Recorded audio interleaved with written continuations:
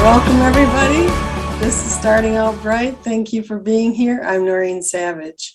And before we get started, I just want to tell you very quickly who I am and who I'm not. I'm, first of all, no one official with Bright Line Eating, but the program has done wonders for me. I've really enjoyed it. And I got started with my friend Lori, who posted on Facebook. She said, anybody interested, just get a hold of her. So my hot little fingers went over to the messenger, and Lori proceeded to tell me that in the book, Bright Line Eating, written by Dr. Susan Pierce Thompson, there are 4 bright lines: no sugar, no flour, 3 meals a day, and weighed and measured portions. And when I heard about that, I thought, absolutely no way. There is no way I can do this. But here I was, really examining my life, and I was in a point of pain, 270 pounds at 5'2", a lot of pain in my feet for about a year, swollen feet, really, really bad pain in my knee, back pain, snoring, sometimes wondering if I'd wake up in the morning. And so I was at a point of really looking at something so drastic. And so I gave it a try. One thing my friend Lori told me to do was get into the support groups. And at the time, it was We Eat Bright with Lines that she suggested. Now there are many support groups, recipe groups. We have Starting Out Bright, which is associated with this, where you can find the replays. And of course, there's the official Bright Line Eating public page. So there are lots of opportunities to connect with people.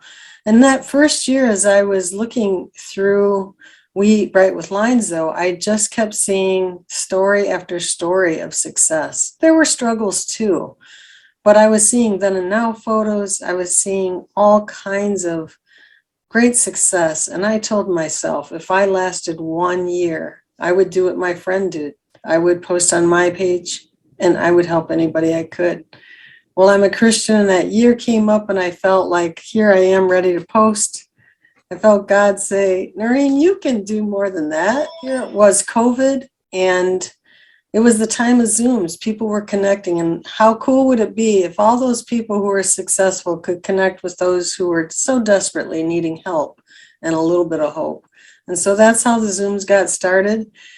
And the guest today is someone who we have been friends for a while, and is one that you have seen before because she's just so awesome.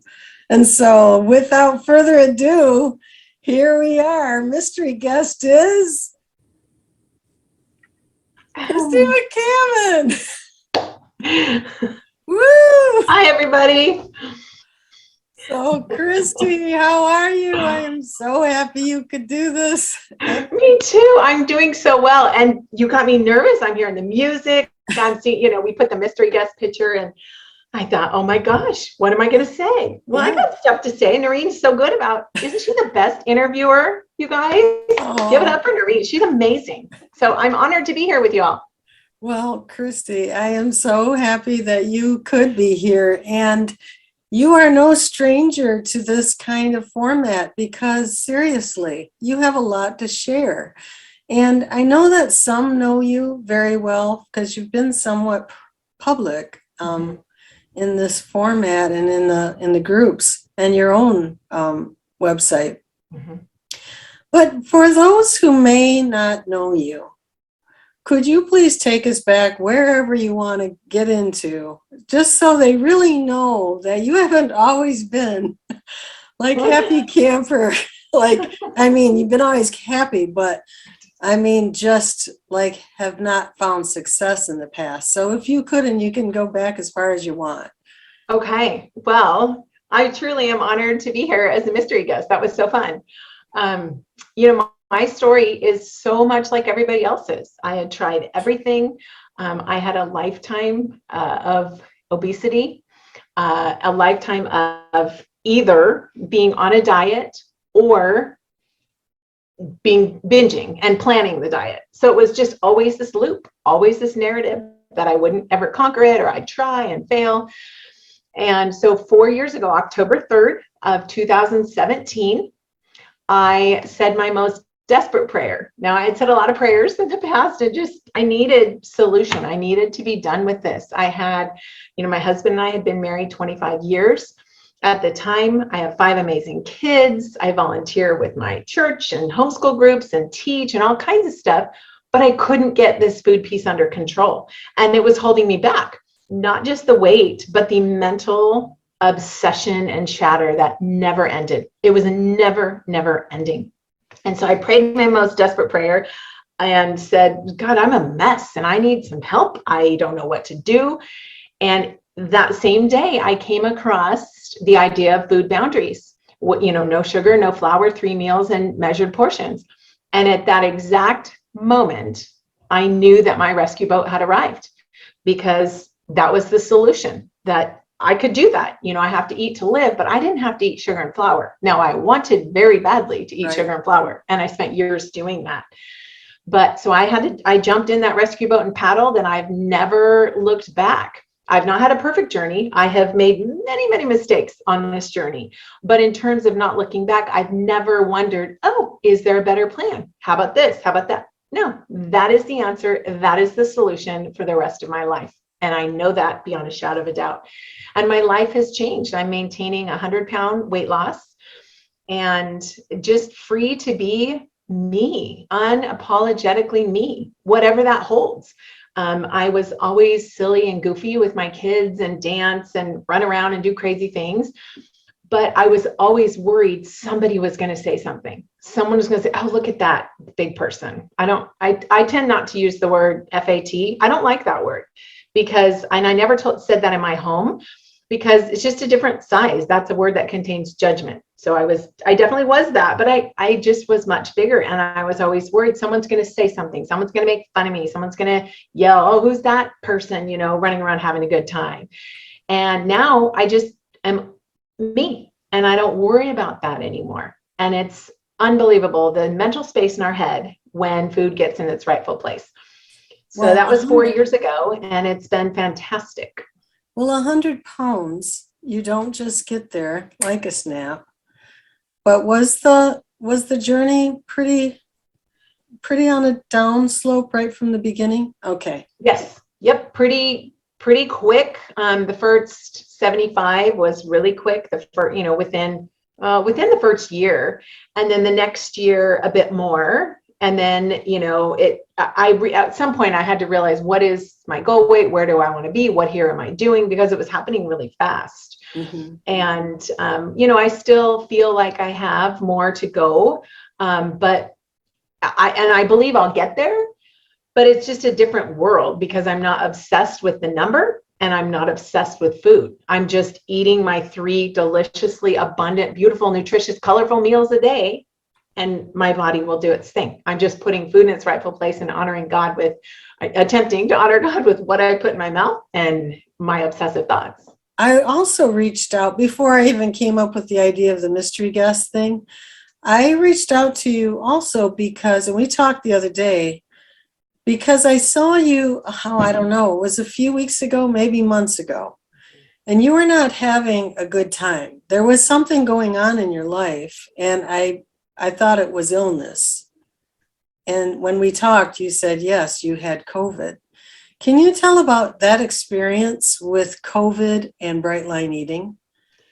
Yes. So I did in September, I got COVID like so many people do. And I'm fine. It did take a while. I was sick for a month and I did, have some lung issues and pneumonia and things like that. But I'm fine from that. But during that experience of, I did have some not isolation time. I mean, I was upstairs and, my kids were in and out because a lot of us were sick together. So it wasn't like I was by myself in this little room, but I was isolated, Mm-hmm. And through that, and I've since learned that COVID brings inflammation of your body and your lungs, but also your brain. So I did some study on that because around day 10, when I got it, the first week I didn't eat a whole lot and I wasn't feeling really great. And I still wasn't feeling great, but around the second week after having it, there was almost like this activation button on my addiction that was pushed that said, okay, we are activated, let's go. And my mind said, you have to eat. It's time to eat. Part of it is there's actually a medical part to it. It wasn't just it is the addictive part that kicked in too, but because there's that weird taste and smell thing, I couldn't taste and smell. And the only thing I could taste was salt. That was the only thing. And so I needed something. My body said, you have to eat. And so I didn't get into sugar and flour, but I got into a lot of excess food. Not necessarily, well, yes, it was excess food, but it was a constant drip of the food because there's some weird chemical thing that happened in my palate that the only way to get rid of it was to have something salty flavor in my mouth. So I since have studied that and realized that that is a real thing. And, people with COVID go through that.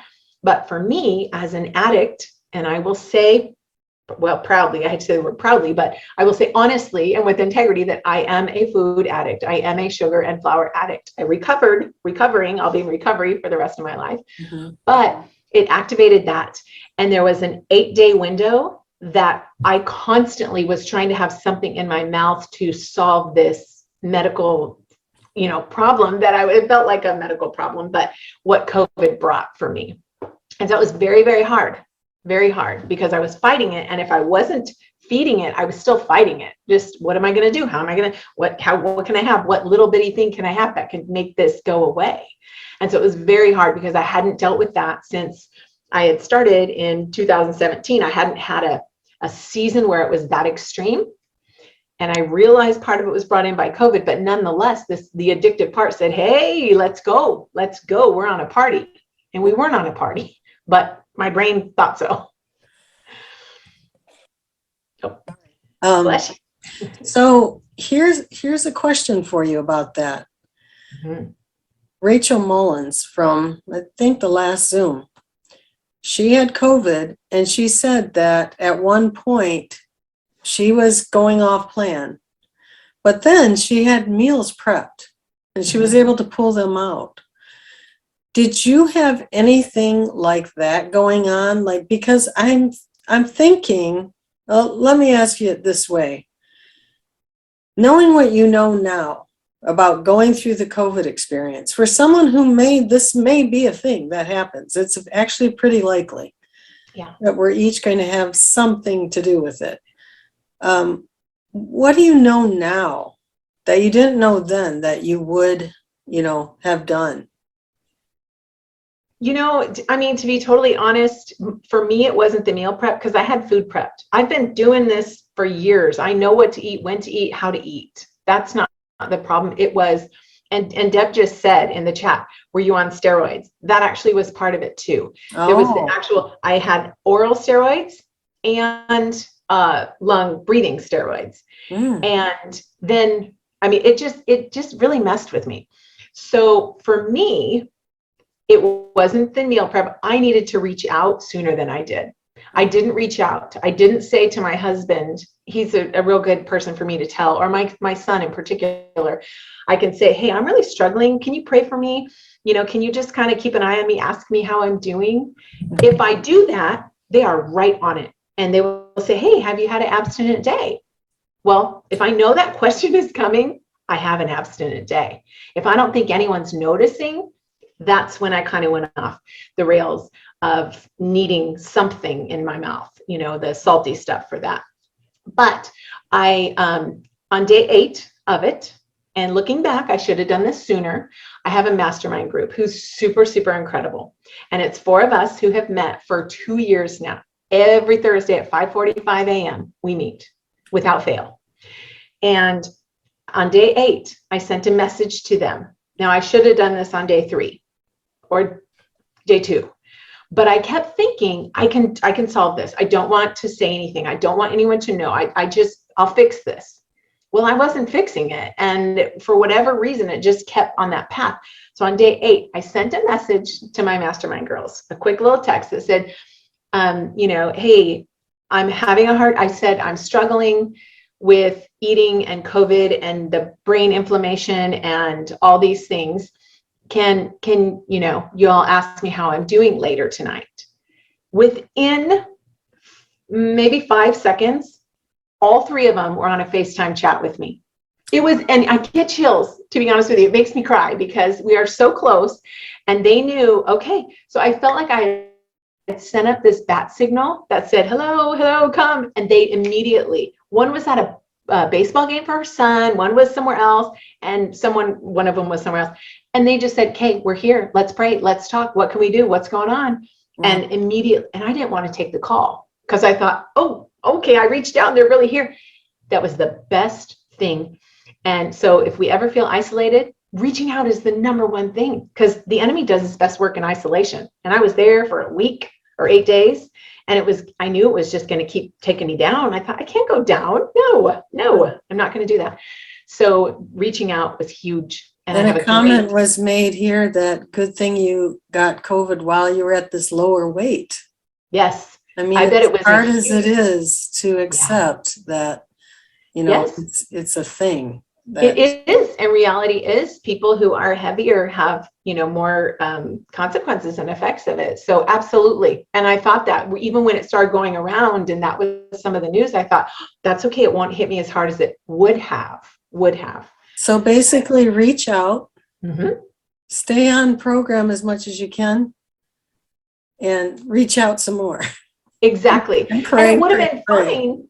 And they were really helpful to walk me through it. It would have been fine if I planned my 3 meals, even if they were all a grain and salt, even if I had rice and salt for 3 meals and lemons, I was having a lot of lemons, that would have been fine, because sometimes there are times where we're sick where we have to make adjustments.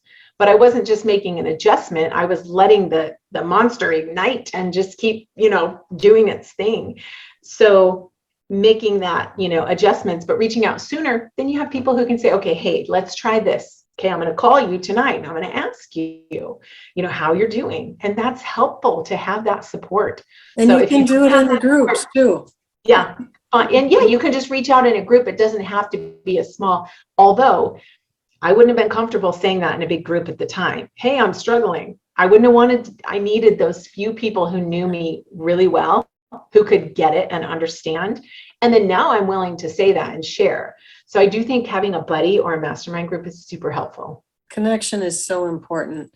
You just said something a second ago, the monster igniting. I want to segue into the holidays, because I'm finding myself personally, I received a gift 2 days ago, brought it home. It was, I'm just going to say, chocolates. Okay. I literally opened the box and like something happened. Like it just happened. I wasn't planning on that. I would have, given it away to somebody. But what are you doing for the holidays coming up? I mean, if you're like me, you have places to go, people to see, things to do, and food to carry around, and food you may not even know is going to be there. What are you doing? You've been through holidays a few years now. Yes. Are they a trigger? It can be. And interestingly enough, you don't always know when you're going to be triggered. You don't always know when all of a sudden you think, your brain says, let's go. And it doesn't just say quietly, let's go. It's let's go now. Come on. Look. And it's extreme. And sometimes the addiction is very loud. So number one is planning my meals ahead of time, knowing what they're going to be. I also commit the meals. So meaning I will tell someone about it, like on a hard day. I don't do that every day. I don't commit my meals to somebody, but on a hard day where I don't know what's going to be served. So this is my plan. I will tell that to my mastermind group and let them know. So that way I can check back in, bookending, at the beginning and the end, and say, hey, this is what I'm thinking. This is what I ended up doing. And there we go. So that's huge. And also a lot of deep breaths. I find that so incredibly important. Just pausing, taking time. And I spend a lot of time, I tell people, practice the pause, meaning you're going to be presented with chocolates. You're going to be presented with a beautiful dessert. Your best friend's going to bring you your favorite old sweet drink. And the only way to get through those situations is to practice that pause and take a few deep breaths so you can go then and make the right choice. If you don't pause, for me personally, if I don't pause, I will be into the chocolates, drinking the drink, or, eating the special thing someone presented me with. It's breathing literally 5 deep breaths, and it can change your whole mindset to just get you out of the moment, and then you can proceed with a better choice. But no good choices are made impulsively. Most good choices aren't made impulsively. It's that breathing. So I do a lot of deep breaths. And then I keep with me in my car most of the time an emergency food bag. And I brought mine that I keep in my car. Okay, let's see that. I might show up somewhere where I think there's going to be a protein and a vegetable and a fruit, and there's not. Maybe it's just a casserole. One time I went to church for a potluck, assuming it was going to be a variety of things. Well, it ended up being a catered thing, and all that was there was lasagna and garlic bread. They didn't have a salad with it, which is fine. I mean, I appreciate what they didn't need to get a salad for me, but this was before I realized I should have an emergency food kit, and we were there all day. So I scraped off on my plate, just quietly in front of me, nobody saw, scraped off the meat and the sauce and put the pasta aside, and I had a very tiny serving of meat, sauce, and cheese. And that was my meal. Now, not ideal, but it worked. I didn't have to have the pasta, and I didn't have the pasta. But since that experience, I realized it's a good idea to have a few things. So I carry a few basic things. Lentil soups, it's probably written backward, but the Amy's lentil soup or the Madras lentils. They're called Madras lentils in a yellow, like a pouch. You can eat this cold. No, it's not great cold, but you can eat it cold. And I can tell you right now that I am 1,000,000% better off eating this cold than jumping into food that is not food that I should be eating. That's going to trap me for days. Eat a cold soup. I mean, I've done it and it's okay. And I always keep, I lost my green beans and corn, because you can, with the pop tops, you can easily eat those right out of the can. And again, it's not fantastic, but it's a much better alternative than what I would have done. I always have an ounce of oats. So if I'm somewhere with breakfast and there's yogurt or, water, whatever, I can have a grain with my oats. Walnuts, an ounce. Let's see, this is 2 ounces of walnuts. This could be a full protein if I had it, if I had to have it. Cashews, peanuts, and then tuna. You can eat it right out of here. Okay, if you're stuck. And then, of course, a fork and a napkin. And one other trick I like to do is, the little lemon juice packets you can buy, or they give at places. I don't have any in this bag, but I keep those also because that can make salad dressing go further. So you can just add, if you like the taste of lemon, of course, put a little lemon salad dressing, and it can just make the salad a little bit, like it has more dressing. So I usually keep that as well. Do you think that in this particular case, let's say it's the church luncheon, would you just excuse yourself and go and eat in the car? Or what would you do with all this? Would you bring that in? No, in that event, no, I usually, at a thing like that, I usually have a little bag of baby carrots that I could just add to a plate. Nobody even notices. And interestingly enough, we tend to be not egocentric in a bad way, but we just think someone's going to look at what we're doing if we weigh our food. Or there have been times I've actually not even eaten. I put food on my plate and just moved it around because I knew I had eaten beforehand and I didn't want to make someone uncomfortable. People do not even notice. I mean, people don't notice that stuff. So in this case, I probably would have eaten right after. There was a time where I could have eaten before our meeting. So I would still sit and enjoy the fellowship and time with everyone. And then right after, just head to the car, get the nutrition in, just down and dirty, get it done, and then go back to what I was doing. Yeah, There's enough meals that, yeah. And so what do you do now when people are noticing? In fact, maybe at a holiday party, they've made something specially for you. What do you do then? Because I think that's going to happen. It does happen. In fact, in the chat, someone said this just happened 15 minutes ago. Oh my gosh. Before this Zoom. So this is really happening right now. Yes. When I look back at my life, many of my regrets in the food department, in life in general, are because of not speaking up for myself. Being in a situation, letting somebody do something, and I don't want to offend them. And, I'm a real people pleaser. And I think, oh no, I'll go along with it and deal with it later. Well, I've made some really stupid decisions going along with things. Just starting back to high school, thinking, I don't want to offend this person. That's not good. That is not a good reason to do something, is to not offend them. So when this happened, when I started eating this way, I very quickly realized I was going to have to offend people, a few people, not all the time. And it doesn't happen hardly anymore. But I had a friend so excited to show up to my house and bring me my favorite Starbucks drink. We used to sit and drink and eat together all the time. And I thought, oh, and she's just watching me and we're just sitting there. She's like, aren't you going to drink it? And I thought, I either drink it, I either say no and, offend her, or drink it and offend myself. And I realized all these years I was offending myself by just going along with the plan, just eating, just whatever they say, So, and I said to her, and in that moment, I think I said, okay, Lord, what do I say? How do I not upset her?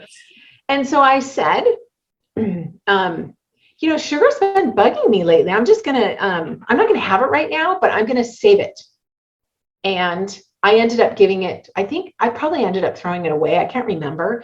But I said, I'm going to save it and have it another time.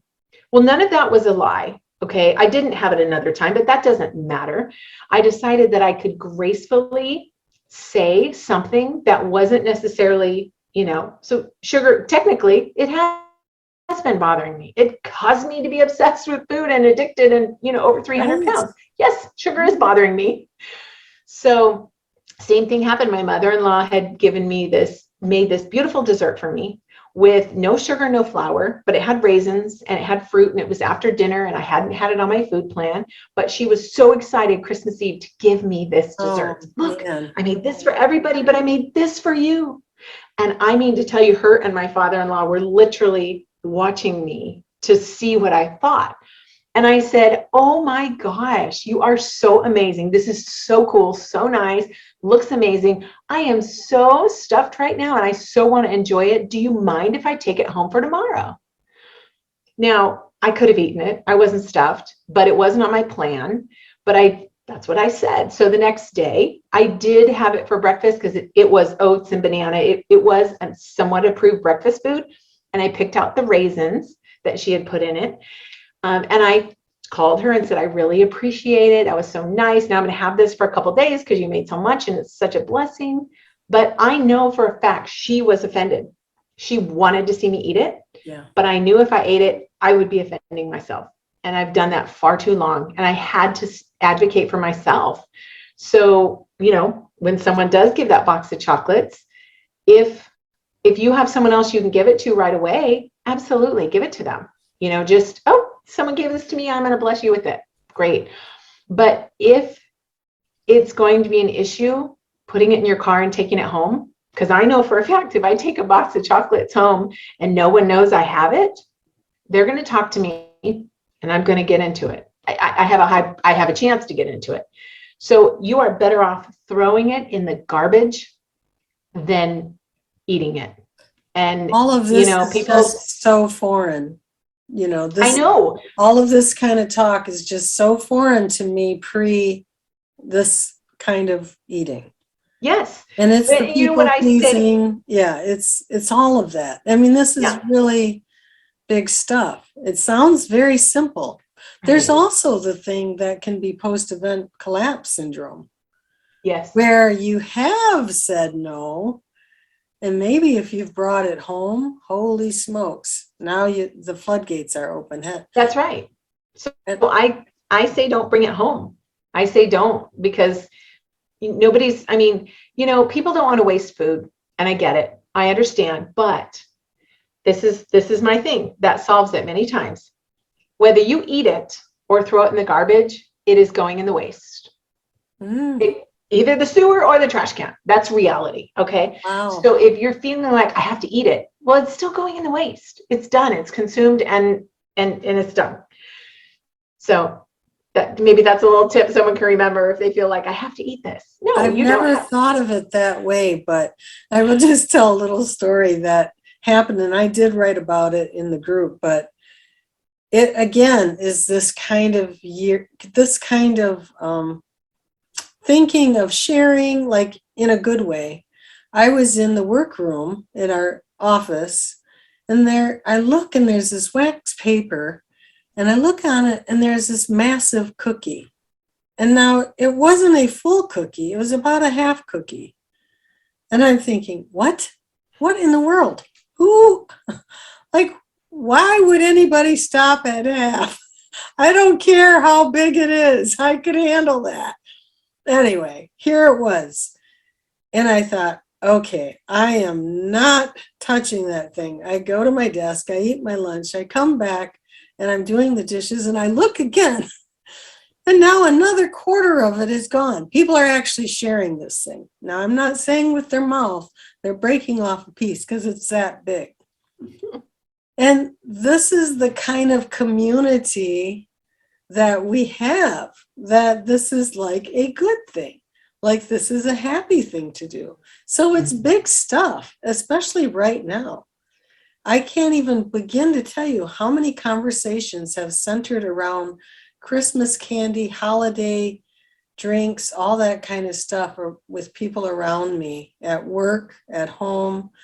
It just is in our culture. And I don't think it's like just where I live. I think it's worldwide.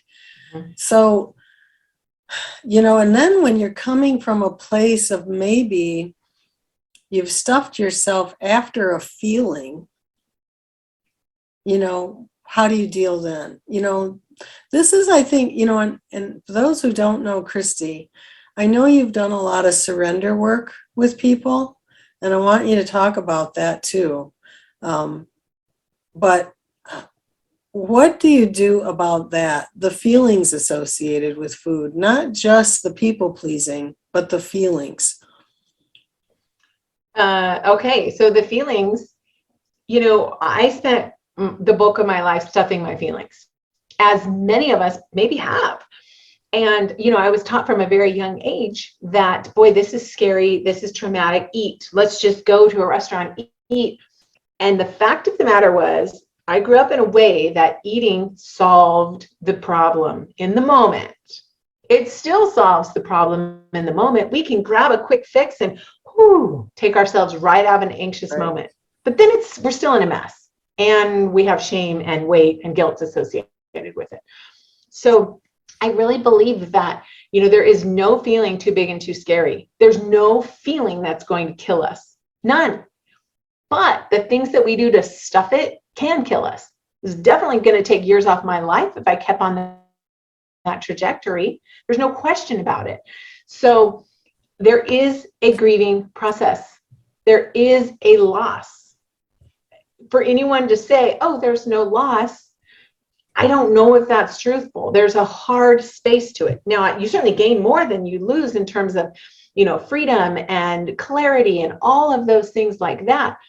But there is a loss of food. Food was my friend. It was my love. It was a comfort. It was everything, all my childhood. And then even into my adulthood, when I had a happy home and a safe home, it still was just part of me. I didn't know how to pull it away until I started feeling the feelings. They're ugly. They're yucky. I don't want to sit and feel a sad feeling and cry. But by doing that multiple times, I realized once it comes up, it's kind of, I equate it to kind of like this bubble. We have this bubble that's just sitting there trying to come up. And we keep shoving it, and it hurts. It just needs to come out. And when we let it come out by sitting, being still, taking a little hike and sitting on a rock, being, silent and crying, yelling in a pillow, being angry, just whatever the feelings are, letting them come up, walk through them, realize I'm going to still be okay when I feel this feeling. And after a while, it becomes second nature to just let yourself feel what you're feeling. Even if my default sometimes is still, okay, got to eat. Wait a minute. No, we don't do this. We're going to sit and feel it. And it can be uncomfortable. And you mentioned about the groups of people and stuff. I used to be a teacher, and in the teacher's lounge, if any of you are teachers and work lounges, every place like that. Yeah. Kids parties and play dates, every potluck, Yes. everything we go to, it's food that is, most of it is food I'm not going to consume. So there is like when I was a teacher, I was eating that way, but I can only imagine the loss it would feel like to not be in that room partaking with everybody. It would feel sad. There is a piece of community that is being lost, and you have to grieve that. But there's a new community being gained. And I'm not saying you lose those friends, but that moment of just being, we're just eating and having a good time. It is different. And there is a little bit of a loss that has to be addressed. So it's not, so people don't just think, it's just all piece of cake. It's not. There can be some very hard parts to it. But the you're talking benefit way outweigh. And you're talking about grief. I just want to say this too. Sometimes it is losing friends, because there can be even a feeling of that they may think that we're trying to show them up. Yep.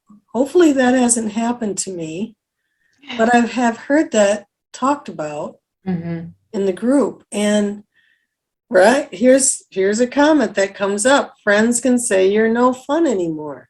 Yeah. Well, you know what? If you were trying to abstain from drugs or alcohol, you could be in the no fun anymore too. I remember even quitting smoking when I used to smoke cigarettes, and I no longer was smoking with people after, let's say golfing or whatever. I wasn't just sitting around and smoking. And so you are changing your life. And at some point you have to just decide what is worth it to you. And in this way, I just have to truly feel those feelings too. There have been a lot of grief feelings, and those are like projected in the future to me. One of the comments that was made, I wish I could give credit because I don't know who said it. It's like, I don't have to think about that. I don't have to think about New Year's Eve today. Today is not New Year's Eve. I think it was Patty Lyons. Today is not that day. So today, I'm thinking about today. And on that day, I'll think on that day. And, those who accept me, they accept me. Because I know, like, just even from a couple days ago, getting that box, and I don't know what happened to me in that split second. I was just like, what happened? My husband was looking at me, and he's like, he was so shocked. I was too. Because it just, I just literally opened the box, and it just was like a spontaneous thing, not planned.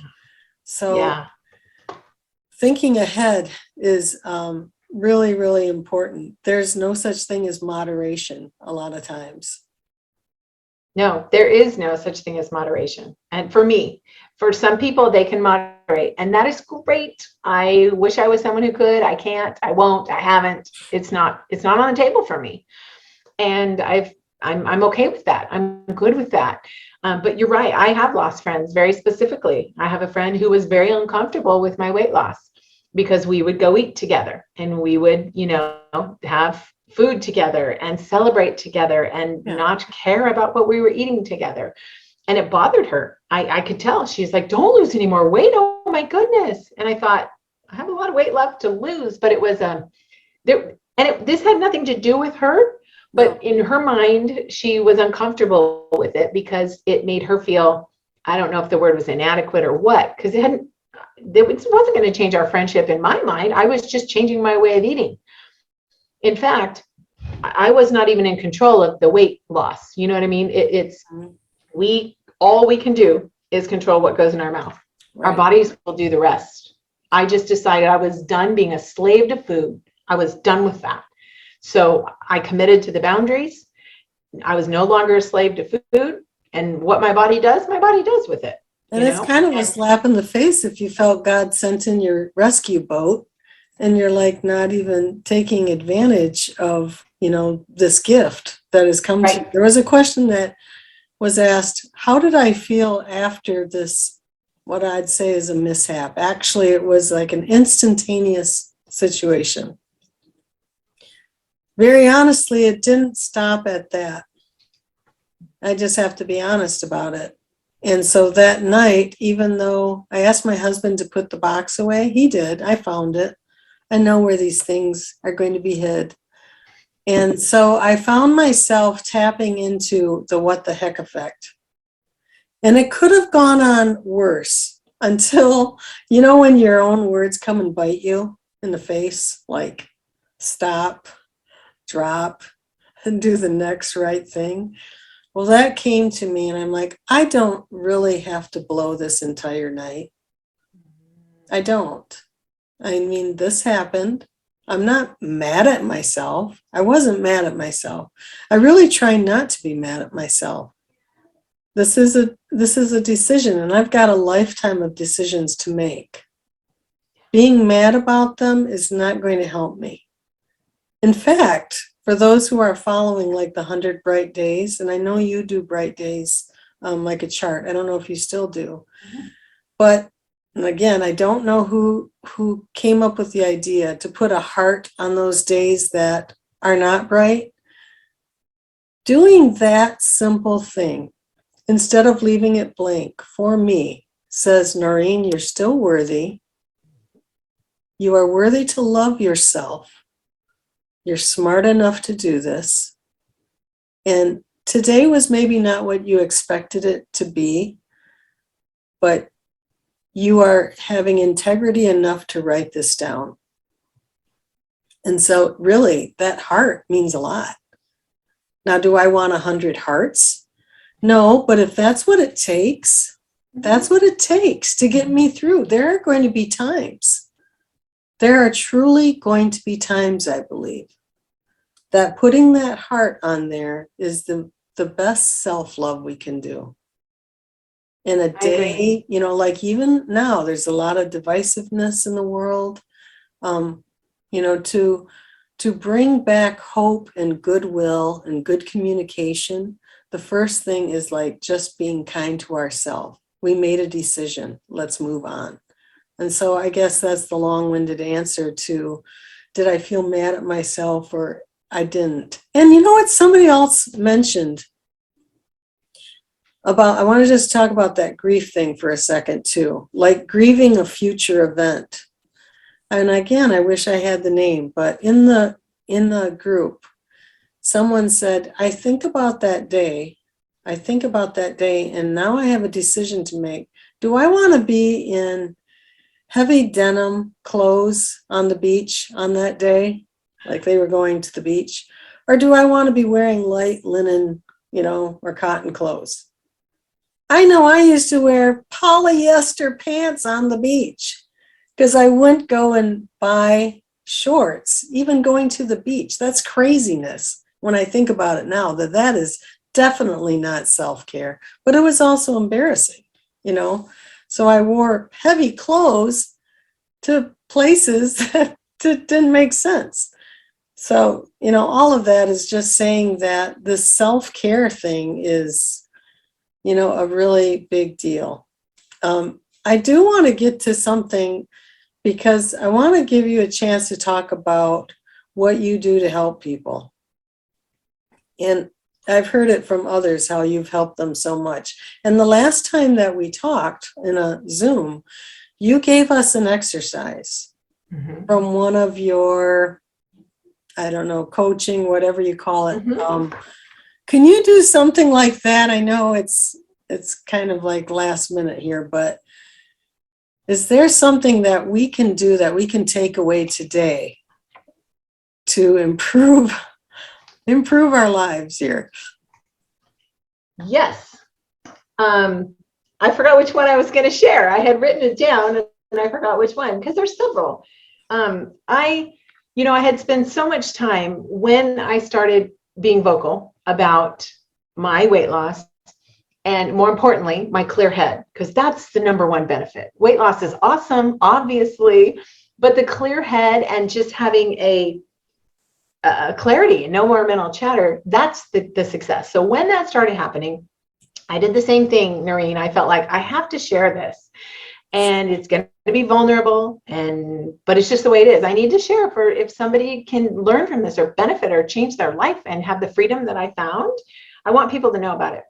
So I was doing so much one-on-one supporting and sponsoring and coaching and just not charging for anything and realizing that my life was being consumed by helping others, which I love doing, but I have 5 kids. I homeschool. I help my husband at his office, and my priority is to be a wife and a mom. And so rather than continuing helping all these different people with the same stuff, I kind of came up with a program, curriculum, thing, 60 days of comprehensively what I did with everybody when I walked with them one-on-one. And that way, that kind of saved me time and allowed me to help more people because I couldn't keep going at the way that I was. It was too much. So it's called the 60-day surrender. Okay. Basically it's called Life Unbinged Journey to Surrender. And the idea is of surrendering and being at a place where we acknowledge the fact that our way didn't work. Our way, God's ways are higher than our ways. So I'm a Christian, non-denominational, and I believe very much that God's strength is made perfect in our weakness. So I had to acknowledge that I'm weak. I needed to be humble. I needed to learn to meditate on his word, not meditate, but meditate on God's word. I needed to, so many tools to surrendering to change my life. Those things had to be done. And then I started coming up with interesting assignments to, support those tools. So I can't remember which one I did last time, Noreen. Do you remember? Yes. The last time you were on, you did a picture like I am redeemed, I am loved. Okay, that's right. Like somebody could put all the words that was very powerful to me. Right. Okay. So that's right. I'm remembering because then I'm open to the page. So I have a workbook that goes along with the course that just to kind of make things simple. And Deb was the one who encouraged me. Deb went through my course last January, and Deb has done an amazing job. By the way, I really want to go on a cruise now. Okay. And I'm so jealous. Who doesn't want to go on a cruise? And you looked amazing. Oh my gosh. And it looked like you had a great time. Anyway, so Deb encouraged me to, have everything together in a workbook. And so I did that. And one of the assignments is to think about or to list all the shameful behaviors you've done in relation to food. Okay. Oof. Maybe eating out of the trash. So it's getting in a quiet space, getting a piece of paper and a pencil, and writing down all of the secret, deceitful, shameful things. So when I start making my list, taking frozen cookie dough out of the teacher's freezer, eating out of the trash, eating my husband's special treat things that he had for him, and then having to go to the store and replace them 10 times before he ate them. And so many shameful behaviors we do, maybe eating off someone's plate when they're turned around or get up for the restroom. Now, the purpose of this is not to bring us shame. The purpose is simply to realize how big the addiction is, because our spirit-led self, our best self, is not going to eat off someone else's plate. Right. It's the addiction that's speaking. It's that voice of addiction. And when we can break from it a little bit by pausing, putting up some boundaries, that just lets those things go. And Deb said that list helps to release the behaviors. That's exactly right. To see the depth of our dysfunctional relationship with food and to realize we don't have to do those things ever again. I used to come home from the store and I would buy packages of my favorite cookie, but it would make too much noise. My family would know I'm into it. So I would open the wrappers at the place I bought it, throw the wrappers away, put the cookies in the bottom of my purse. How dysfunctional is that? That is no different than a heroin addict, doing heroin. Different drugs, same posture of my heart. My heart is still postured. I want that. I want it. I'm going to serve myself, please myself, just as someone is thinking about alcohol or drugs. The consequences are different, obviously. So the list of those behaviors just helps us to see the dysfunction and that we don't want to do that. And we can let go of that shame and let God help us and be in a place of surrendering every day to Him. It doesn't mean it's a perfect journey. We know that in this world, there's trouble. It's not going to end. We're going to have difficulty. But if we can walk the tools of surrender every day, let go of those behaviors, memorize Bible verses, remind ourselves we are enough, we are good enough, we are valued. Those are the things that are going to help us walk in the freedom that we've been called. Wow, that is, as hard as it is, the thought of writing those things down. The idea of coughing when I'm opening the cupboard door so the person in the next room does not hear the cupboard door open, those simple little things that I think I'm not alone now, knowing that. Wow, that is really quite. So how can somebody get a hold of the program with you? So my website, okay, the business or my name, my tag name, whatever, is Life Unbinged. And I did that very intentionally. I don't like the word binge, but reality is that's what I did. I was living a life binged or trying to stop binging. Mm-hmm. So unbinged makes sense. I don't want to be binged. I want to be unbinged from anything in my life that's holding me back and breaking those chains. So my website is lifeunbinged.com. And my Instagram, TikTok, YouTube, and Facebook are all Life Unbinged. And my mission and my goal, I do have, the paid surrender program. And that's great because a lot of people want that extra step. But I just have free resources as well. I have, recipes, mm-hmm. And just encouraging videos, tangible videos, what I do when I'm in the midst of a craving. And I want to share that with people so they know we can do this. It's hard. It's ugly sometimes, but walking out of addiction is ugly. And there's a group of people that understand, and I am here to understand people. So my mission is to just help other people, have that freedom and get unstuck from the vicious food cycle. It's so ugly. And we want to walk in freedom. Well, the time is just ticking away here. So I'm going to ask you one more question, because as you have walked this walk, okay, there is somebody who might be on tonight, or they might be watching this on YouTube or listening to it on a podcast. And they might think, are these tough food boundaries for me? Like me, like when I answered Lori's call, What would you say to them, Kristy? My question would be, how are things working out without the boundaries? That's usually my first question. And then they realize, well, it's not. Okay. And so can you afford to keep going on the path you're going? If not, maybe it's time to do something that feels drastic to you, but in all reality, creates a freedom. Those boundaries and restrictions, I don't like to call them restrictions because they're just beautiful boundaries. They create a freedom to live and walk and breathe and be within that freedom.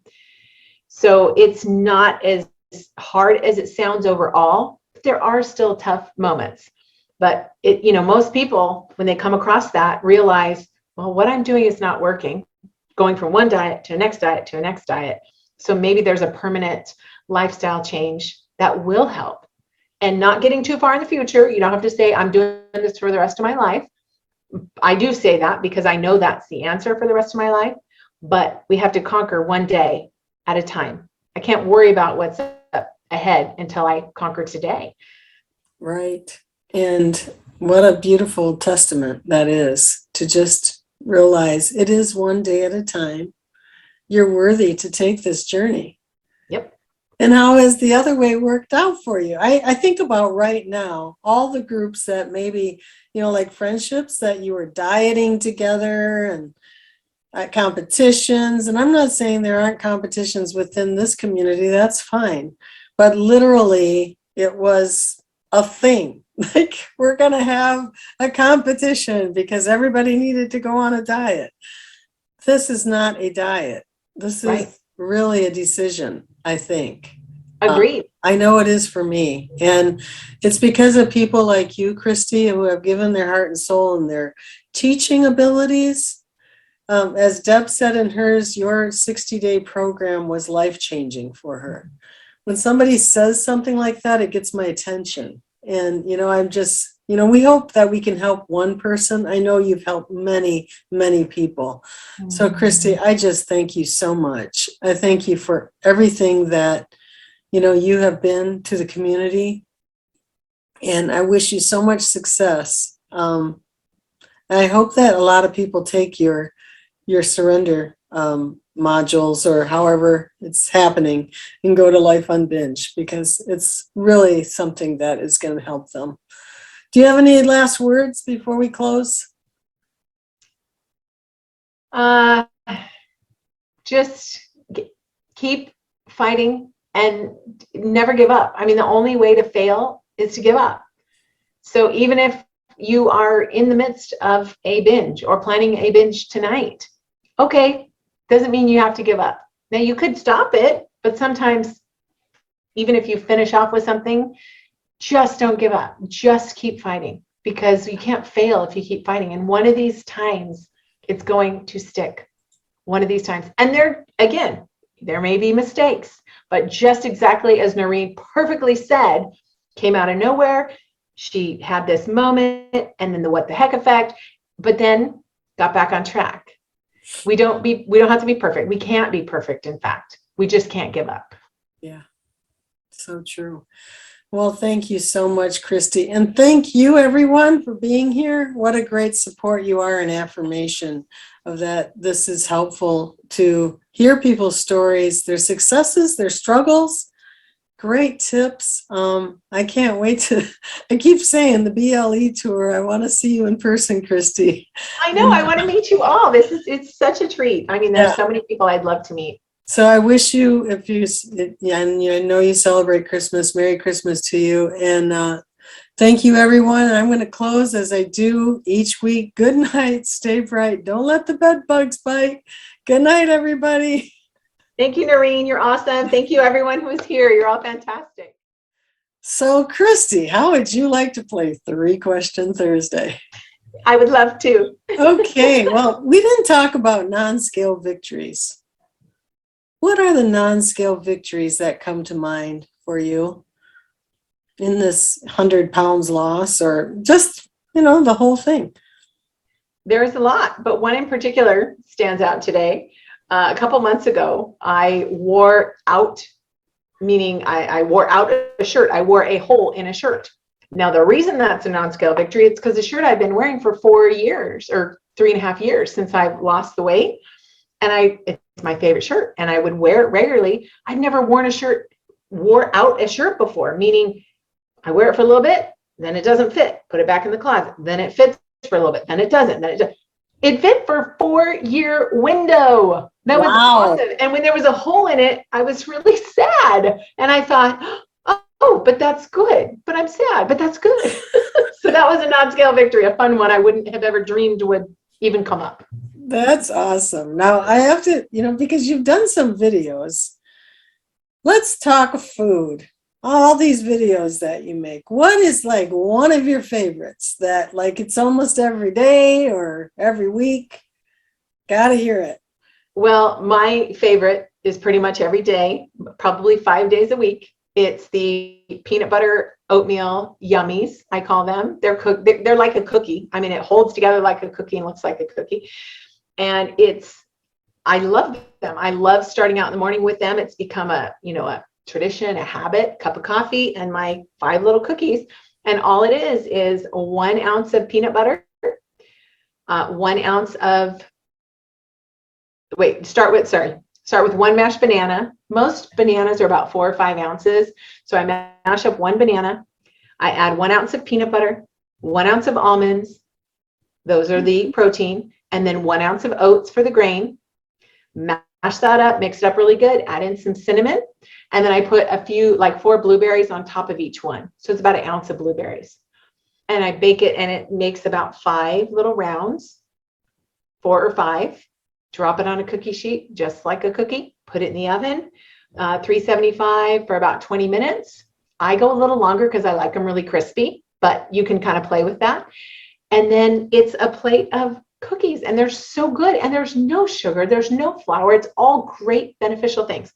So I do have that on my YouTube if you'd like to look. They're called peanut butter oatmeal yummies, but super simple, super good. And sometimes I'll make like a batch of 10 and I freeze them. The night before, I'll just pop it out. In the morning, I just get it out and I sit with a cup of coffee and have those. It's a great way to start the day. Peanut butter yummies. I actually have made them and they're very good. That's great. Okay. Last question. I could keep going, but this is just a question about your food journal. Are you still using a food journal? Yes, I am. What is your food journal? I was getting, oh, you have it? Yeah, you have one. This is okay, one good. of them. I love the format in this. I will say I don't use it all the time, but when I'm feeling that I have to, like my practice is to pack my breakfast and lunch. So I know that for the day. And then my husband does a lot of cooking. So he knows I need a protein and a vegetable, or else we have that kind of stuff around, like the can of beans or corn and a rotisserie chickens just down the street. Yeah. So I have easy, ways to have food for dinner. But tell me about the food journals. Are you still doing them? Are you still producing them? I do. I sell them anytime. In fact, I have I make a 1-year one. So it's 365 days. So it's thick of the whole. I wish I had one in front of me to show you, but it's what you held up, and you can show the inside page if you want. But it's basically a simple tool to write your food down. Yeah. And breakfast, lunch, dinner, how much. And now I have a water category, so you can check off your water, what you're grateful for, the important thing of the day, your weight. You can track everything in one spot. Yeah.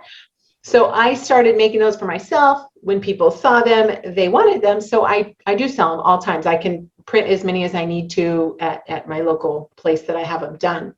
But I love it. It just makes it so simple to keep track. And it's an easy way to eliminate the food thoughts that we have, excessive food thoughts. So if we can cut down by half, because there is that study, 226 is the average number of food thoughts people have. Oof. A study by Brian Wansink. Well, if we can cut, and it's, should I have more? How much? Well, should I eat this? What about this? What about this? If we can put it on paper the day before or the morning of, it just simplifies it. Even if it cuts it in half, it just creates a space where we have more energy to do other things and energy to make the right decisions and not jump into a bad one. So those are on my website too, lifeunbinged.com. Okay, well, that is great. Thanks for putting out that product, because I know that helps a lot of people too. So again, thank you for being on Starting Out Bright, and thank you for playing 3-Question Thursday. Thank you. I appreciate it. Thank you so much. Good night, everybody. Stay bright.